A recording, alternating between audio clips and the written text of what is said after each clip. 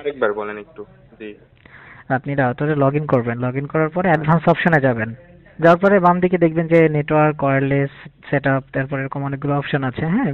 Parental control, bandwidth control, এরকম অনেকগুলো option আছে। ওখানে দেখবেন যে নেটওয়ার্ক অপশন। নেটওয়ার্ক অপশনে ক্লিক করলেই এর ভিতরে অনেকগুলো অপশন আসবে, ইন্টারনেট সেটিং, তারপর ওয়ান সেটিং, ল্যান সেটিং। ওখানে দেখবেন যে ডিএইচসিপি সার্ভার বা ডিএইচসিপি নামে একটা অপশন আছে। এটাতে ক্লিক করলে আপনি দেখতে পাবেন যে আপনার প্রাইমারি ডিএনএস অপশন। ওখানে জাস্ট এই আইপিটা বসাবেন, বসায় সেভ করে রাউটার এবং অন্যটা 5 মিনিটের জন্য বন্ধ করে রাখবেন। বন্ধ করে অন করে দেখেন, আশা করছি আর কোনো সমস্যা হবে না আপনার কানেকশনে। রাউটার অনু বন্ধ কিভাবে করব? জাস্ট ইলেকট্রিক পাওয়ারটা বন্ধ করে দিবেন, দিয়ে আবার চালু করে দেবেন কিছুক্ষণ পরে। ও আচ্ছা আচ্ছা, ঠিক ঠিক আছে? আছে। জি। যদি কোনো সমস্যা হয় আমাদেরকে অবশ্যই জানাবেন। আচ্ছা, এই নাম্বারে কল দিব? হ্যাঁ, এই নাম্বারে কল দেবেন। আচ্ছা ভাই, ধন্যবাদ। ঠিক।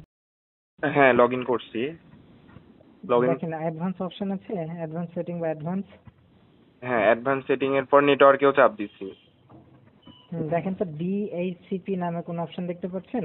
জি জি, ডিএইচসিপি আছে। ক্লিক করেন ওটাতে। হ্যাঁ, ক্লিক করছি। দেখেন ওখানে ডিফল্ট গেটওয়ে, প্রাইমারি ডিএনএস বা ডিএনএস সার্ভার 1 এরকম কিছু দেখতে পাচ্ছেন? সেকেন্ডারি ডিএনএস বা অল্টারনেটিভ ডিএনএস। এখানে লেখা হচ্ছে start IP address, ইন্ড IP address. এর নিচে নিচে লেখা আছে DNS server, secondary DNS server.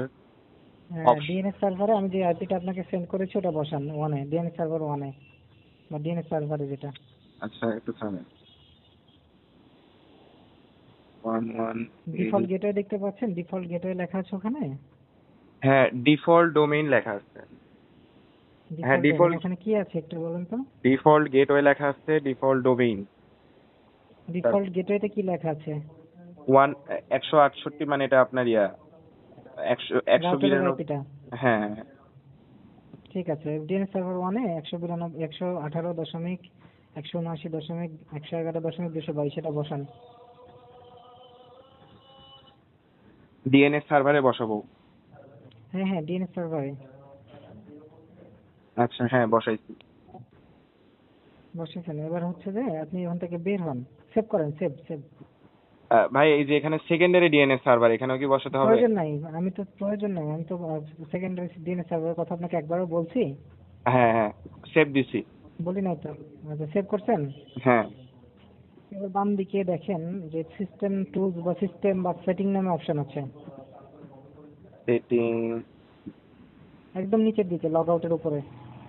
System tools. হ্যাঁ, ওটা ক্লিক করেন। আচ্ছা। হুম। দেখেন এবার ওটাতে ক্লিক করার পরে সিস্টেম লগ নামে একটা অপশন আছে।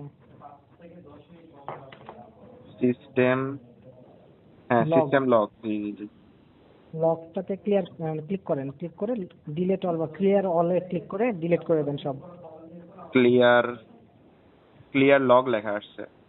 হ্যাঁ, ক্লিয়ার লগে ক্লিক করে ইয়েস অল ইয়েস করে সব ডিলিট করে দেন।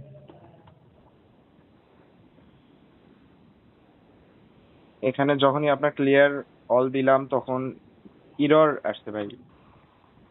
এরর আসছে কেন? কি এরর আসছে? এররটা বলেন তো আমাকে। আচ্ছা, সিস্টেম লগে যাব, তারপরে হচ্ছে এখানে তো আপনার ডিলিট অল তো নাই, জাস্ট লেখা আছে ক্লিয়ার লগ। ক্লিয়ার লগে ক্লিক করেন। ক্লিয়ার লগে ক্লিক করার পর আসছে error code 90404, file not found.